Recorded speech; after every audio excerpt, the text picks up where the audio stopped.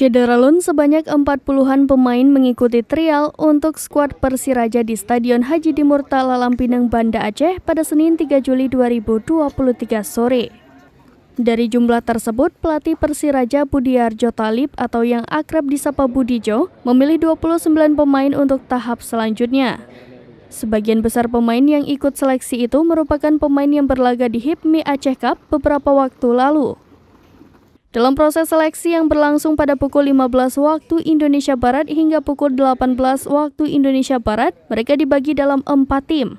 Budijo menyampaikan para pemain yang ikut trial itu mampu menunjukkan performa dan gaya permainan yang ia inginkan, sehingga ia meloloskan sebagian besar untuk tahap selanjutnya.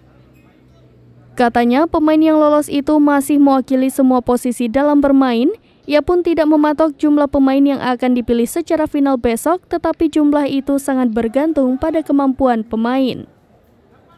Presiden Persiraja Nazarudin Dekgam yang mendampingi manajer Rida Mafdul Gidong mengatakan bahwa selain pemain yang sudah diseleksi itu, pada Rabu 5 Juli 2023 pihak Persiraja juga akan memanggil sekitar 7 pemain lain untuk tampil di Lampinang guna dilihat langsung oleh pelatih kepala Budijo.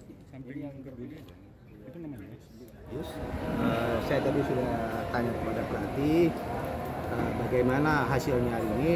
Dia pelatih tadi mengatakan bahwa hari ini kita lolosnya kalau salah saya 20 tahap pertama lolos 29 orang ya, 29 orang. Nah, tentu saja saya juga mengharap kepada yang lolos ini bukan lolos yang sebenarnya. Masih ada seleksi tahap demi tahap ya. Ini hanya lolos awal untuk